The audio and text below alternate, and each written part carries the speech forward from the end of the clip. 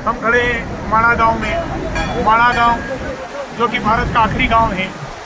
यहाँ पर सरस्वती नदी का उद्गम स्थल है और स्वर्ग द्वार भी है। कहा जाता है कि पांडव यहीं से स्वर्ग के लिए गए थे। यहाँ से 7 किलोमीटर आगे पर वासुकी ताल है। कहा जाता है कि वहाँ एक झरना है। उस झरने के नीचे अगर किसी ने झूठ बोला और पाप किया हो तो खड़ा हो जाता है, तो झरना अपने आप गिरना बंद हो जाता है। आपने साउथ की एक मूवी देखी होगी बद्रीनाथ, उसमें उस झरने का और बद्रीनाथ का पूरा वर्णन किया गया है। का आखिरी गांव माणा।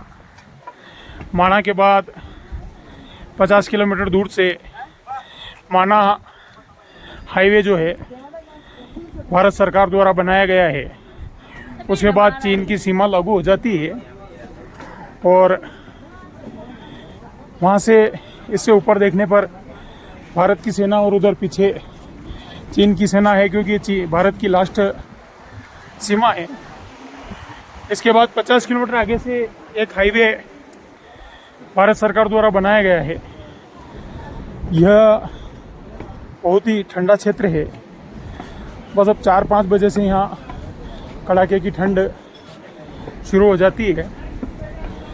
यहाँ के लोगों का जो कि शीतकाल से पहले पहले यहाँ रहते हैं, उनके स्वेटर वगैरह, उनके टोपे, उनके मोजे बनाकर यहाँ की महिलाएं बेचती है। ये जो मैं आपको दिखा रहा हूँ, इनका मुख्य व्यवसाय ही उन्हीं वस्त्रों का व्यापार यहाँ होता है, क्योंकि यहाँ ठंड बहुत ज़्यादा है। ये अम्मा और ये जो बैठे हुए हैं, ये उन्हीं कपड़े बनाकर बेचते हैं। माँ सरस्वती नदी थोड़ी देर के लिए ही यहाँ दिखाई देती है। इस प्रकार से ये जो अम्मा और ये बना रहे हैं, ये उनके कपड़े बना करके पर्यटकों को देते हैं। और बस अब आधे घंटे बाद यहाँ धुंध सी गिरने लगेगी।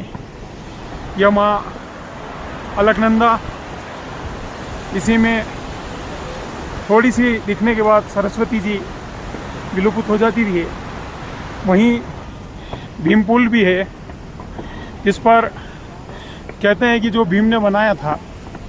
और यहाँ से आगे अगर हम जाएं माणा गांव से, तो वासुकी ताल तक पहुँचा जा सकता है। वासुकी ताल का झरना कहते हैं कि जो कभी भी झूठ बोला हो उसके ऊपर वो झरना नहीं गिरता है। एक साउथ की फिल्म है बद्रीनाथ, उसमें वो झरना दिखाया गया है। और ये पहाड़ देखिए 1000 फीट इसकी ऊंचाई होगी।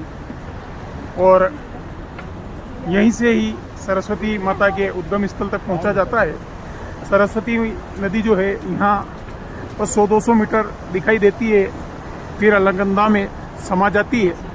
और उसके बाद माँ सरस्वती के दर्शन कहीं नहीं होते हैं। यहाँ व्यास गुफा है। कहावत है कि वेद व्यास जी ने महाभारत की जो रचना है वो यहीं पर की थी। एक गणेश गुफा भी है यहाँ पर, भीम पुल है। ये छोटे छोटे 4-5 स्थान यहाँ देखने के लिए है। मैं भी आपको आगे सरस्वती नदी के दर्शन करवाता हूँ।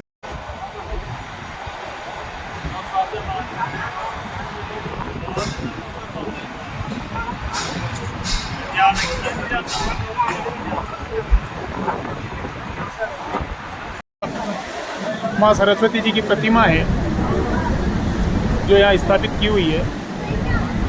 और ये जो सामने जलप्रपात दिखाई दे रहा है, गड़गड़ाहट के साथ दिखाई दे रहा है, यह माँ सरस्वती जी है जो कि चीन की सीमा से निकल करके यहाँ पहुँच रही है। बहुत ही अच्छा नज़ारा। आप सभी माँ सरस्वती जी के दर्शन कीजिए। इतनी ही यहाँ दिखाई देती है। बहुत ही धुआंधार जलप्रपात माँ सरस्वती जी का। बस ये यहाँ से इनका उद्गम होता है पहाड़ों से। और ये जो पत्थर पड़े हुए हैं इन्हें भीम पुल कहा जाता है। किंवदंती है कि जब पांडव यहाँ से स्वर्ग द्वार के लिए जा रहे थे तो भीम के द्वारा इस पुल का निर्माण किया गया था। इसके पीछे ही बस थोड़ा सा आने के बाद सरस्वती जी यहाँ पर माँ अलकनंदा में समाहित हो जाती है। बस ये थोड़ा सा आगे एक स्थान है जहाँ जाने के बाद ये अलकनंदा में मिल जाती है। और यहाँ से माँ सरस्वती, ये आगे जो आप देख रहे हैं ये स्वर्ग द्वार है। कहते हैं कि इससे पांडव स्वर्ग के लिए गए थे। जो सामने दिखाई दे रहा है यह स्वर्ग द्वार है। इसके बारे में कहा जाता है कि यहाँ से पांडव स्वर्ग के लिए पहुँचे थे। और ये भीम पुल है जिसके बारे में यहाँ एक शिलालेख भी लिखा हुआ है। दर्शन करिए आप। लोग यहाँ से सरस्वती का जल लेकर भी जाते हैं क्योंकि माँ सरस्वती विद्या को देने वाली है।